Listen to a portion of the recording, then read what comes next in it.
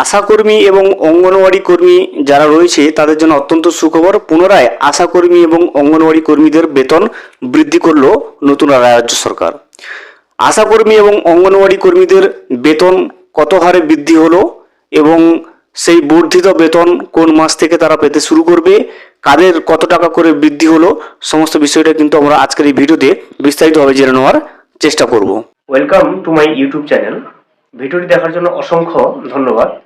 ভিডিওটি সম্পূর্ণভাবে দেখার আগে ছোট্ট একটা অনুরোধ, যদি চ্যানেলে নতুন হয়ে থাকেন অবশ্যই চ্যানেলটা সাবস্ক্রাইব করে রাখবেন এবং নোটিফিকেশনটা অন করে রাখবেন এই ধরনের সমস্ত আপডেট কিন্তু সবার আগে পাওয়ার জন্য।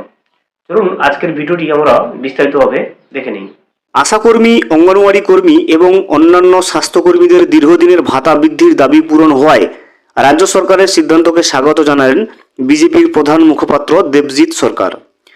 রাজ্য বিজেপি কার্যালয়ে সাংবাদিক সম্মেলন করে তিনি জানান, নির্বাচনের আগে সংকল্পপত্রে যে প্রতিশ্রুতি দেওয়া হয়েছিল বর্তমান সরকার তা একে একে বাস্তবায়ন করেছেন।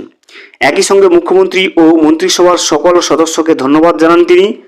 দেবজিৎ সরকার জানান, আগামী আগস্ট মাস থেকে আশা কর্মীদের মাসিক বেতন ৬,২৫০ টাকা থেকে বেড়ে ১১,২৫০ টাকা হবে। দেখতে পাচ্ছেন, আগস্ট মাস থেকে আশা কর্মীদের বেতন ৬,২৫০ টাকা থেকে বর্ধিত হয়ে ১১,২৫০ টাকা বাড়ছে, অর্থাৎ এক ধাক্কায় ৫,০০০ টাকা বাড়ানো হচ্ছে।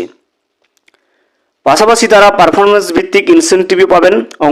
অঙ্গনওয়াড়ি যারা কর্মী রয়েছে তাদের ক্ষেত্রে কেন্দ্রের ৪,৫০০ টাকার সঙ্গে রাজ্য সরকারের অতিরিক্ত ৯,৫০০ টাকা মিলিয়ে মোট কিন্তু ১৪,০০০ টাকা মাসিক সাম্মানিক দেওয়া হয় বলে তিনি উল্লেখ করেন।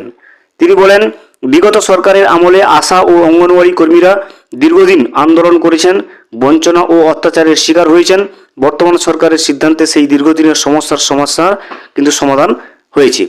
এই সিদ্ধান্তে কর্মী এবং তাদের পরিবার যেমন খুশি, তেমনি সাধারণ মানুষের পক্ষ থেকে সরকারকে অভিনন্দন জানানো হচ্ছে বলে দাবি করেন। রাজ্যের সাম্প্রতিক রাজনৈতিক পরিস্থিতি প্রসঙ্গে মন্তব্য করেন দেবজিৎ সরকার। ডিম ছোড়ার ঘটনাকে কেন্দ্র করে তিনি বলেন, রাজনৈতিকভাবে এই ধরনের ঘটনা সমর্থনযোগ্য নয় এবং যতবার এমনই হবে ততবার বিজেপি তার প্রতিবাদ করবে। তবে তার অভিযোগ, গত ১৫ বছরে তৃণমূল নেতৃত্ব মানুষের উপর যে অত্যাচার চালিয়েছে তারই ক্ষোভের বহিঃপ্রকাশ কিন্তু বিভিন্ন ক্ষেত্রে দেখা যাচ্ছে।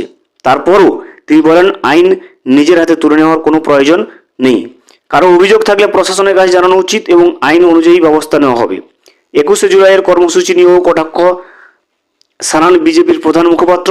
তার দাবি, এই ইস্যুতে তৃণমূল কংগ্রেস বা কংগ্রেসের আর নৈতিক অবস্থান নেই, সিপিএমেরও নেই। এদিন অভিষেক বন্দ্যোপাধ্যায়কেও কটাক্ষ করেন দেবজিৎ সরকার। সম্প্রতি একটি অডিও বা গলার স্বর নিয়ে বিতর্ক প্রসঙ্গে তিনি বলেন, গলার স্বর যদি ওনার না হয়ে থাকে তাহলে সমস্যা কোথায়? গলার স্বর পরীক্ষা করিয়ে নিলেই তো বিষয়টি পরিষ্কার হয়ে যাবে, এত সমস্যার কিছু নেই।